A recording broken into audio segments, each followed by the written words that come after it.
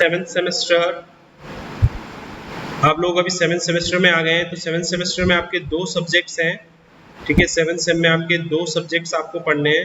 पहला सब्जेक्ट आपका है ट्रांसपोर्टेशन इंजीनियरिंग, ठीक है, और दूसरा सब्जेक्ट है आपका ईईडीएम, ठीक है, environmental engineering and disaster management, ठीक है। तो ट्रांसपोर्टेशन सब्जेक्ट को मैं पढ़ाने जा रहा हूँ आपको। I am Praveen Rajani, assistant professor, department of civil engineering, ठीक है। तो आज हम जो है सबसे पहले ट्रांसपोर्टेशन सब्जेक्ट के बारे में कुछ बेसिक्स देख लेते हैं, सिलेबस का ओवरव्यू ले लेते हैं, एंड देन फिर उसके बाद लेक्चर 1 के बारे में डिस्कस करेंगे। देखिए, ट्रांसपोर्टेशन जो सब्जेक्ट है वो आपका टोटल 150 मार्क्स का सब्जेक्ट है, ठीक है। 150 मार्क्स में से आपके 120 मार्क्स का एक्सटर्नल एग्जाम होगा, ठीक है, और 30 मार्क्स आपके इंटरनल असेसमेंट के होंगे, ठीक है। तो टोटल ये आपका हो गया 150, ठीक है। तो ये सिलेबस के बारे में बात करें तो ट्रांसपोर्टेशन का जो सिलेबस है आपका, देखिए 5 यूनिट है आपकी टोटल सिलेबस में। यूनिट 1 की बात कर लेते हैं अपन। तो यूनिट 1 में हम लोग जो है बात करेंगे हाईवे प्लानिंग एंड अलाइनमेंट की, हिस्टोरिकल डेवलपमेंट और हाईवे की प्लानिंग कैसे की जाती है, हाईवे का अलाइनमेंट कैसे सेट किया जाता है, उसके बारे में हम डिस्कस करेंगे यूनिट नंबर 1 में, ठीक है। यूनिट 2 में हम लोग जो है जियोमेट्रिक डिजाइन्स के बारे में डिस्कस करेंगे। हाईवे में जो क्रॉस सेक्शन होता है उसका डिजाइन कैसे किया जाता है, उसमें कौन कौन से आईआरसी इंडियन रोड कांग्रेस के नॉर्म्स होते हैं, उनको फॉलो किया जाता है, उनके रिकमेंडेशन को, उसके बारे में बात करेंगे। तो यानी यूनिट 2 आपकी जियोमेट्रिक डिजाइन्स के बारे में बात होगी, ठीक है। यूनिट 3 की बात करें तो हम यूनिट 3 में हम हाईवे मटेरियल्स की बात करेंगे। हाईवे बनाने के लिए जो हमें मटेरियल्स की नीड होती है उसके बारे में हम डिस्कस करेंगे यूनिट 3 में। हाईवे मटेरियल्स के बारे में हम बात करेंगे यूनिट नंबर 3 में, ठीक है। यूनिट 4 की बात करें हम तो यूनिट 4 में हम लोग डिस्कस करेंगे हाईवे कंस्ट्रक्शन एंड इक्विपमेंट्स के बारे में। हाईवे का कंस्ट्रक्शन कैसे किया जाता है, एंड देन हाईवे में कौन कौन से इक्विपमेंट की बात की जाती है। Construction, highway construction and equipments की बात करेंगे, इक्विपमेंट्स की बात करेंगे। तो ये यूनिट 4 हो गई। यूनिट 5 की बात की रहे तो यूनिट 5 में हम दो मोड ऑफ ट्रांसपोर्टेशन की डिस्कस करेंगे, एक तो एयर एंड एक रेलवे। इन दोनों को हम airport engineering and railway engineering, इनको हम जो है यूनिट नंबर 5 में पढ़ेंगे, ठीक है। तो यूनिट 1 to यूनिट 4 आपका जो है हाईवे के लिए है, और यूनिट 5 और आपका जो है एयरपोर्ट और रेलवे इंजीनियरिंग से रिलेटेड है, ठीक है।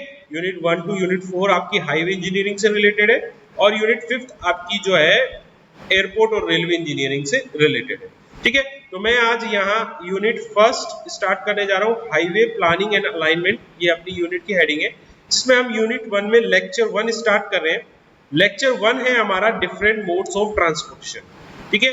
तो देखिए, अब सबसे पहले आप जब ट्रांसपोर्टेशन की बात करते हैं तो ट्रांसपोर्टेशन का मतलब क्या होता है, आप सभी जानते हैं। ट्रांसपोर्टेशन का मतलब होता है एक प्लेस से दूसरे प्लेस जाना, ठीक है, from one place to another place.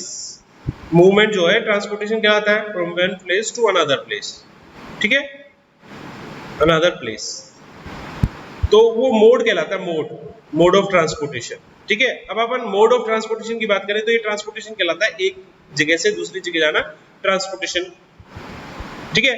तो ट्रांसपोर्टेशन में हम सबसे पहले एक प्लेस से दूसरे प्लेस जाने के लिए कोई ना कोई मोड यूज करते हैं, ठीक है।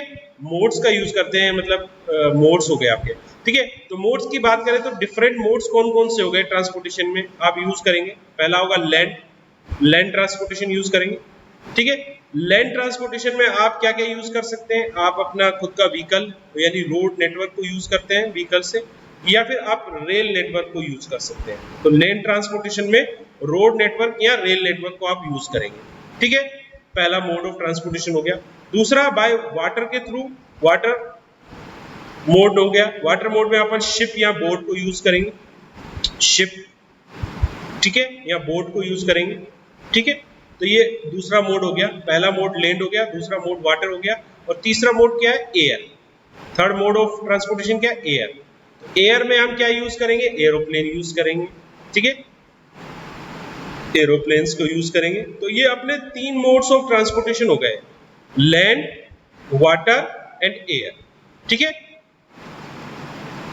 सो वन बाय वन हम तीनों मोड्स को डिस्कस करेंगे, जिसमें लैंड मोड में हम लैंड ट्रांसपोर्टेशन मोड में हम दो मोड्स को डिस्कस करेंगे, एक रोड ट्रांसपोर्टेशन को डिस्कस करेंगे, एक रेल ट्रांसपोर्टेशन को डिस्कस करेंगे।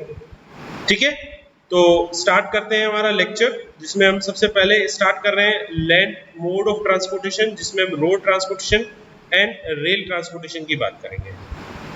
अब रोड ट्रांसपोर्टेशन की बात करें, देखिए रोड ट्रांसपोर्टेशन के लिए हम हाईवेज या रोड की नीड होती है। ठीक है, ठीक है, रोड ट्रांसपोर्टेशन के लिए अब एक जगह से दूसरी जगह आपको जाना है, तो रोड ट्रांसपोर्टेशन की बात कर लेते हैं अपन।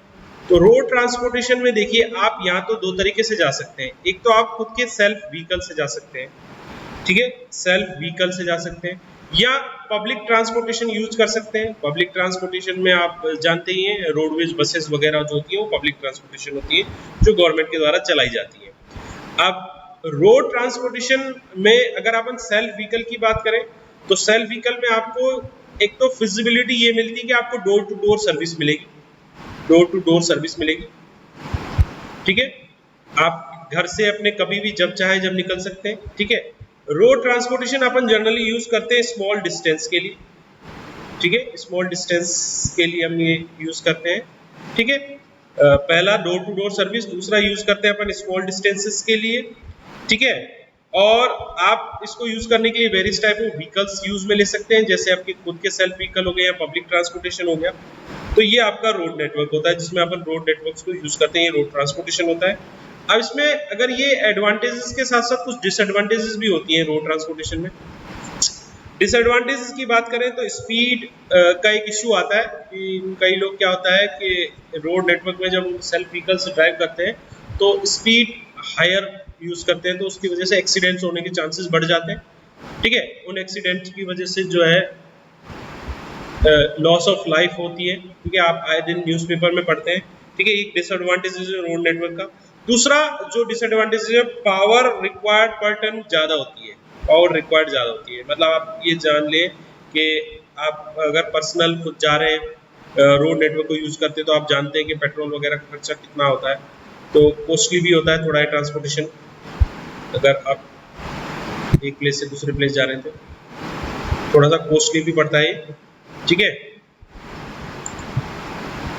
तो यहाँ पर हमने इसमें डिस्कस किया था, ये सारे एडवांटेजेस डिसएडवांटेजेस हैं। फ्लेक्सिबिलिटी की बात की थी। ठीक है, शॉर्टर डिस्टेंस के लिए अपन यूज करते हैं। ठीक है, और स्पीड का इशू आता है और पावर रिक्वायरमेंट ज्यादा होती है। ठीक है, अब नेक्स्ट अपन रोड ट्रांसपोर्टेशन में नेक्स्ट अपन डिस्कस करने वाले हैं रेलवेज की। रोडवेज हो गया, अब रेलवेज की बात करें तो रेलवेज में आपको जो है गुड्स की भी सप्लाई होती है। गुड्स मतलब कोई सामान वगैरह, माल वगैरह एक जगह से दूसरी जगह पहुंचाने के लिए ये जो ट्रांसपोर्टेशन है बेस्ट माना जाता है। ठीक है, हैवी लोड्स को इजीली ट्रांसपोर्ट कर सकता है एक जगह से दूसरी जगह। पावर रिक्वायर्ड पर टन बहुत कम होती है। ठीक है, चांसेस ऑफ एक्सीडेंट्स बहुत ही कम होते हैं रेलवेज में बात करें तो। एडवांटेजेस है रेलवे ट्रांसपोर्टेशन के। डिसएडवांटेजेस की बात करें तो एंट्री और एग्जिट लेवल इसके फिक्स होते हैं। ठीक है, आपको रेलवे स्टेशन पर जाना ही पड़ेगा। ठीक है, और एक रेलवे स्टेशन से दूसरे रेलवे स्टेशन के बीच ही आप इस ट्रांसपोर्टेशन को यूज कर सकते हैं। ठीक है, डोर टू डोर सर्विस आपको इसमें नहीं मिलेगी। ठीक है, और इसमें जो है कंट्रोलिंग सिस्टम और फ्रीडम मूवमेंट नहीं होता। फ्रीडम मूवमेंट मतलब अगर रोडवेज की बात करें तो आप कहीं भी रुक सकते हैं। ठीक है, जब मन चाहे आपने गाड़ी रोक ली, जहां मन चाहे स्टे कर लिया, लेकिन इसमें नहीं है। आपको रेलवे के नॉर्म्स फॉलो करने होंगे। एक स्टेशन से दूसरे स्टेशन ही जा सकते हैं। टाइम की पंक्चुअलिटी आपको खासकर ध्यान रखनी होगी। ठीक है, और इसको एस्टेब्लिश करना, मेंटेनेंस कॉस्ट इसकी हाई होती है। मेंटेनेंस कॉस्ट और एस्टेब्लिशमेंट कॉस्ट इस हायर होती है। ठीक है, रेलवे नेटवर्क्स की आप जानते ही हैं कि एक बार एस्टेब्लिश करने में बहुत ज़्यादा कॉस्ट लगती है। ठीक है, तो ये रेलवे नेटवर्क्स हो गया।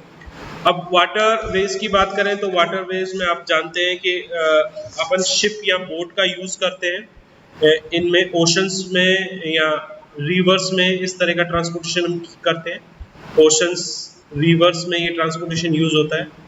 ठीक है, अब इसमें आप गुड्स की सप्लाई कर सकते हैं। शिप एडवांटेज की बात करें तो चीपेस्ट होता है, कॉस्ट पर टन लोअर होती है, possess high load carrying capacity, ठीक है, lead development to industries, industries के डेवलपमेंट्स के लिए हम जनरली इस कार के ट्रांसपोर्टेशन को यूज में लेते हैं। बहुत ही कम चांसेस हैं कि पर्सन के लिए ट्रांसपोर्टेशन यूज में लिया जाता है, पर आजकल एक जगह से दूसरी जगह या पिकनिक वगैरह इस तरह से कुछ फैसिलिटीज के या पार्टीज वगैरह में शिप वगैरह चलने लग गई हैं, लेकिन पहले के टाइम पे ये जो है वो बहुत ज़्यादा कॉस्टली भी हो जाता है, ठीक है। स्लो इन ऑपरेशन है, मोर टाइम रिक्वायर्ड होता है इसमें, वेदर कंडीशन आल्सो डिपेंड करती है कि ओशंस में टाइड्स इफेक्ट तो नहीं है, लोडिंग अनलोडिंग ऑपरेशन में टाइम ज़्यादा लगता है, ठीक है, chances of attack, enemy attack के चांसेस ज़्यादा होते हैं, ठीक है। तो ये एक इसके डिसएडवांटेजेस है।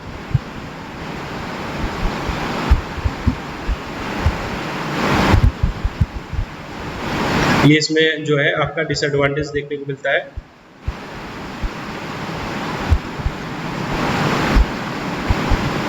ठीक है, तो नेक्स्ट अपना जो आता है एयरवेज ट्रांसपोर्टेशन आता है, तो उसको डिस्कस कर लेते हैं हम एयरवेज को। देखिए बहुत ही बेसिक चीज़ें हैं, इन सब के बारे में आप जानते ही हैं, अपने इन सब मोड्स को आप यूज़ भी करते हैं, ठीक है। तो एयरवेज की बात करें तो एडवांटेज, एयर ट्रांसपोर्टेशन की बात करें, एयरवेज की बात करें तो अपना जो है सबसे बड़ा एडवांटेज इसमें है, सबसे बड़ा एडवांटेज है कि इसकी स्पीड बहुत ज़्यादा होती है, ठीक है, हाई स्पीड होती है, it has high speed, intercontinental is possible, मतलब एक कंट्री से दूसरी कंट्री आप जाना है तो आपको ये इसी ट्रांसपोर्टेशन का मोड यूज़ करना होता है, ठीक है। Journey is continuous over land and over water, ठीक है, तो जर्नी आपको कई बार देखा होगा लैंड्स पर हम जो एयरप्लेन को लैंड कराते हैं और वाटर के ऊपर जो है ट्रेवल करते हैं, ठीक है। तो ये जो है दोनों तरह का इसमें जर्नी पॉसिबल होती है और इनिशियल कॉस्ट बहुत ज़्यादा होती है, ठीक है। वेदर कंडीशन पे डिपेंड करता है और फ्लाइट के रूल्स और नॉर्म्स आपको फॉलो करने होंगे। तो इस ट्रांसपोर्टेशन मोड्स में कुछ जो है आपके लिमिटेशन है, ठीक है। तो यहाँ पर अपन ने जो है डिफरेंट मोड्स ऑफ ट्रांसपोर्टेशन को डिस्कस किया, जिसमें हमने समझा कि किस तरह से हम एक प्लेस से दूसरी प्लेस जाने के लिए ट्रांसपोर्टेशन मोड्स को यूज़ कर सकते हैं, जिसमें हमने जो है लैंड, वाटर, एयर में सबसे पहला अपन ने जो डिस्कस किया था land transportation mode. Land transportation में आप रोडवे नेटवर्क्स और रेलवे नेटवर्क्स को आप यूज़ कर सकते हैं, ठीक है।